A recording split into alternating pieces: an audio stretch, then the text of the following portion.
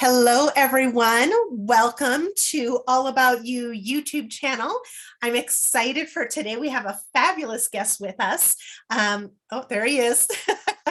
Coming to you all the way from Mesa, Santan, all that part of Arizona, Justin Wagner. And Justin is with Mountain View Funeral Home. And Justin, I got to ask you, you are very well known in the community for what I'm glad you wore today is your fabulous bow tie.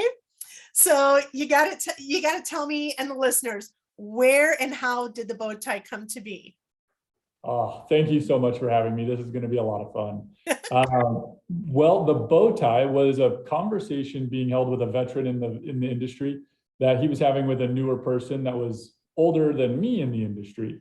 And I just passed by the office and I overheard the conversation. And he said, "You need to do something that makes you stand out in your industry." Specifically, what we do in funeral homes is because no one wants to talk to you. So you got to make it fun. You got to make it enjoyable. You got to make it something that stands out. And I thought, well, I look pretty good in a bow tie.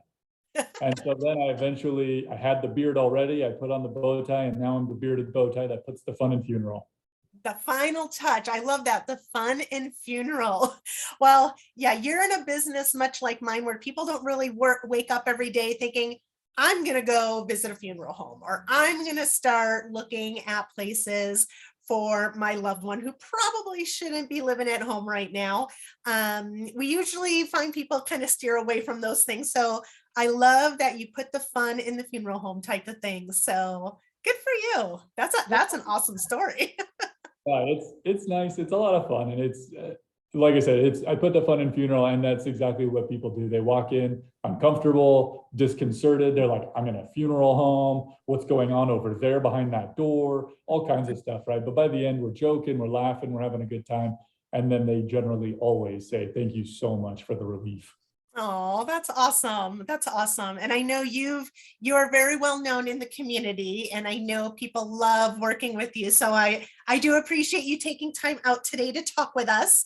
And what we aim to do on this channel is really provide some unique education to our listeners and get some information out to them that they typically wouldn't have.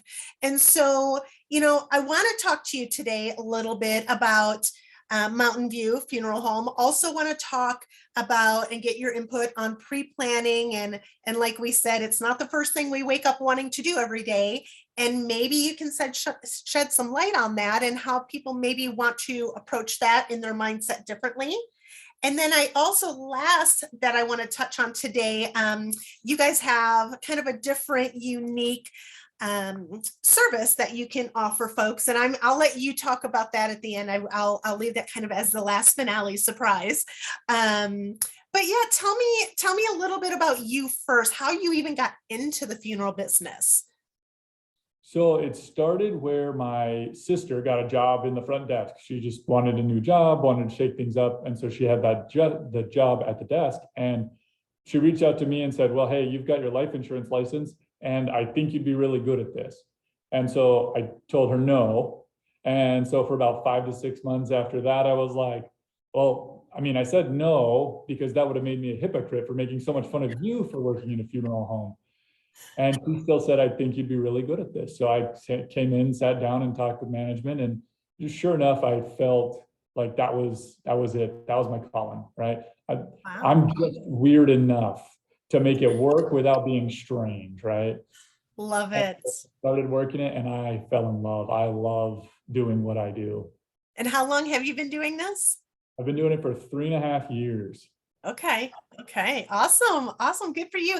And so Mountain View itself, though, you have multiple locations, correct? Yes, yes, yes. So we've got Mountain View Funeral Home and Cemetery. That's in Mesa on Main Street in Sossaman. That location's the cemetery and funeral home. That's been there since 1951. Wow. Then we have our other location, which we acquired in 2012. That's in Queen Creek, called Santan Mountain View Funeral Home. Most people that walk in there, they're like, "Well, how'd you hear about us?" "I went to Sushi Creek," or "I drove by every day for the last 10 years." So it's a very central location, a very strong part of that community. And then we have another location in Apache Junction called Superstition Cremation and Funeral. Awesome. So you guys definitely are close by anyone in the community, really. So that's awesome. So tell me then, for those folks that are thinking and listening and saying, they're right, planning for future, pre-planning, all that stuff is just not my way to start my day. But why should people make that a priority? What are they not thinking, or what don't they know that they don't know? That's a great question. So when it comes to planning, I like to make jokes, right? So I put the fun in funeral, I make jokes all day about it. And so a lot of times I'll go to networking events and chamber meetings and other things, and I'll make very loud, obnoxious jokes about it, because at the end of the day, it's a very uncomfortable subject. And the last thing you want to do is talk or think about it. And if you could do that with a laugh, it makes it a lot easier. So what I found was, when people start talking about death, right? A lot of family members of my own sit there and say, no, no, no, no, no, no, no one's dying. It's not happening, right? Hear no evil, see no evil, speak no evil. At the end of the day, everyone dies. That's an unfortunate truth.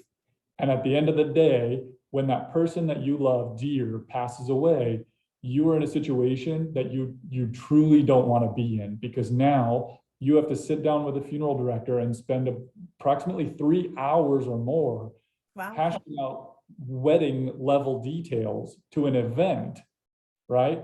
And hashing that out in 3 hours and then paying for it all at once. And it's a lot of difficult subject matter, a lot of difficult time to sit there and think of your loved You one have to and make critical decisions and critical decisions. And those are permanent decisions.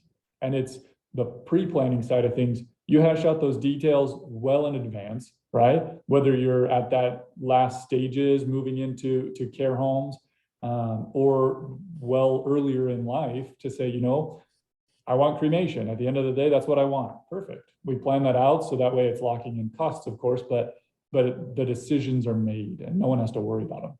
right. So when people say pre-planning and putting all those plans in place, in reality, when they come in and they talk with you, what does that time frame look like? How long are they going to be with you discussing, planning, deciding? What does that look like? More often than not, I generally have most appointments about an hour to an hour and a half. If I've had appointments in 25 minutes, because they came in, they're like, this is what I want. Okay, do you want to try this? Nope. So that was And that's okay. And a lot of those details are hashed out over the phone. It's like, well, this is kind of what I'm thinking, right?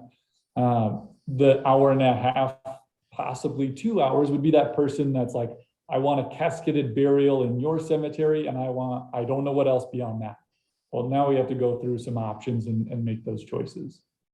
So let me ask you, because I've had some folks throughout my career have a concern that they don't want to plan too soon, because what if they move? What if they invest in these plans and payments and all that, and then life happens and they have to move? How does that work? Great question. So that one's probably top of mind for most people. They just think, well, I'm not going to die here, so I don't need to worry about it, right? But what we do, Arizona requires that we basically create a life insurance policy with the plans. It's backed by the funeral home, which guarantees the cost, right? That's where we get that cost locking advantage. Then we have to send it through an insurance company. More often than not, I explain it as a clearinghouse. They just simply hold the funds until the time of passing and return them directly back to the funeral home. If you get the Bermuda Triangle experience that I like to talk about, you just go missing one day. Well, it's still a life insurance policy. So those funds go directly back to the family if there's no body to serve, right? So it's a use it or get it back, not a use it or lose it. Okay, that's awesome. I mean, that's just reassuring, because I know in this day and age, people don't often stay put in one place for an extended period of time. And they retire, they want to go be back near family, or their roots, so to speak. And so I know that's always been a concern of people I've talked with just in my career span. So I'm glad that you're able to share that and give people peace of mind that investing now is is going to carry them and follow them wherever they end up, so to speak. So, Mhm, okay. exactly. Anything that you would recommend to people when it comes to pre-planning that people don't really think about and maybe should think about? More often, so one thing I tell people all the time, I'm sitting down and we're going through all the details and I get to that line of death certificates, right? Most often you'll find a financial advisor or two say you need 15. Well, generally I sell people out of death certificates because I end up with like 3 to 5, right? That's a pretty common misconception, thinking I need one for absolutely everybody. And that's just not true. So that's one thing I like to help people understand is there's very specific things you need them for. And if you have a trust, kudos to you. I love that. Those are the best cases to work with because you only need one. But other than that, at the end of the day, planning ahead does not mean you're going to die. Just because it's in place doesn't mean it's going to happen, right? Well, eventually. But not tomorrow. There's that humor. We use our humor. I had one lady, she was so nervous. She was giggling and she was like, and I'm like, are you okay? Are we good? Like, you okay? And she was like, yeah, I just laugh when I'm nervous. I'm like, why are you nervous? She's like, well, once I get this done, I'm ready, but I'm not ready. And I told her, I was like, that's not how this works. That's not how this works. That's, you will go in your own time and however it is that, however it is that you're supposed to be doing. But at the end of the day, planning ahead does not automatically mean, oh, you're ready to go. Right, right. Well, and when you're pre-planning, you're taking that huge situation burden, everything off of your loved ones so that they're not scrambling. I mean, you can think, okay, yeah, I don't need to do it now. Everything will work itself out. But when it actually happens, the loved ones are left oftentimes trying to sort through, put pieces together, and it's so important for that to be in place for who we leave behind. And so when somebody does make those pre-arrangement plans, what do you recommend they do afterwards as far as sharing the information with loved ones, or what else might they need to do to get things totally finalized and prepared? One thing I always recommend in almost every pre-arrangement is if you don't have a trust, look to get a trust.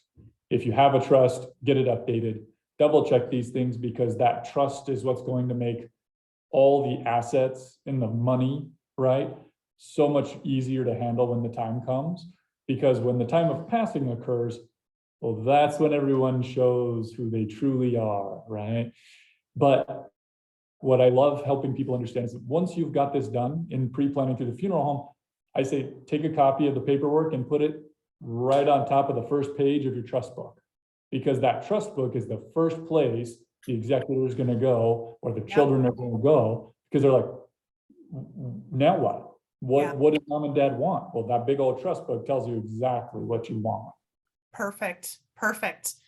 Okay, so now I'm going to shift gears a little bit because I want our listeners to hear about the unique option or service, I guess you could call that, you guys offer, the sensitive side of life. Did I get that right? Right on the nose. Awesome. Tell us what that is and what that offers individuals. So we have our sensitive side of life workshops, and these are workshops. So we have several people that reach out to Hillary. So as those events come up, they call into the funeral home, they reach out to Hillary, who's our marketing director, and she RSVPs everyone through that process. But then our sensitive side of life workshop, we're sitting down and we're talking with the families. We're sitting down, we're talking with you. We're saying, here's this booklet. And this booklet is phenomenal because if you don't have a trust, that's basically what this is. But it's that starting point to say, do I have my in case of emergency contacts listed in my phone? Because the police already know how to use that on an iPhone, for an example. They know who to call, right? Do I have bank accounts? Do I have utilities? Do I have life insurance policies? All of those details are gone through step by step in this booklet. And we break down this booklet in such a simple way that I've had trust attorneys come to me and say, hey, can I take pages out of your book?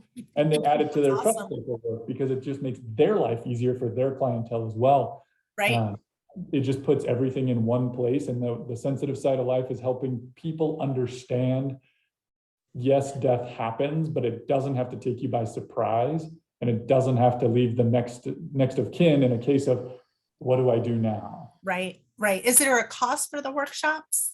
No, the workshop is no cost, and then we provide lunch. So you call in RSVP, and then Hillary has all the details on dates and times and places. I believe the next one's coming up in July in Apache Junction at the VFW. Okay. And lunchtime, you sit down, you enjoy a meal, and the worst thing that happens is you walk out knowing a whole lot more than you did before. Awesome. Awesome. Do you feel there's a right age for people to maybe take part in one of these workshops or begin this whole process of pre-planning? Great question. My answer is usually, what's your target demographic? I say breathing, right? Because that's the kind of joker I am. But at the end of the day, usually 55 to 75 is that predominant demographic where, hey, I'm 55, I'm working towards retirement, or I just retired. I need to start thinking about these things because I'm more likely now than I was the last 55 years. If you're getting closer to 75, it's not too late. That's one of those things that I'm a lot closer than I was 20 years ago, but I need to get these things in place so my kids don't have to worry about it, or my wife doesn't have to worry about it, my husband doesn't have to worry about it. That's probably the most niche demographic, but I always recommend, if there is someone like a lot of those you deal with, is if you're dealing with a child or something of that nature where a child's trying to place a parent, have that child come out and sit in that workshop and get to know more, because they have that young elastic mind and they're able to learn a lot better and absorb that information for their parents.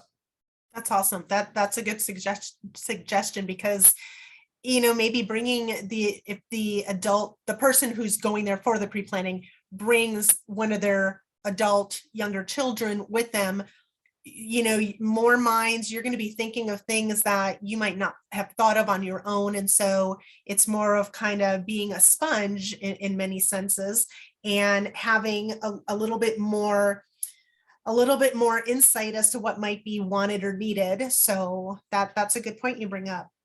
So let me ask you this, Justin. I'm not going to keep you too long here. I promise it would be short and sweet because I know you're busy.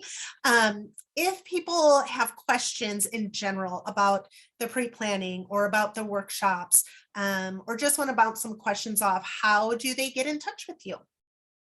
So you can reach me directly. My email's a little long, but it is jwagner, W-A-G-N-E-R, at M as in mountain, V as in view, funeralhome.com. The easier way is call me or text me at 480-276-6489. And then you can always call into the funeral home at 480-832-2850. Just make sure you ask for the guy in the bow tie. And I'm sure they'll know right who to find. They'll know exactly who to find. Awesome, Justin. Well, I appreciate you taking time out and just doing a little chit chat with me and getting some information out to the listeners. Who knows, maybe I'll see you soon out in the community. I'm excited. I can't wait, Sandy. Awesome. Nice talking with you. Thank you. You too. Take care. Okay. Bye-bye. Bye.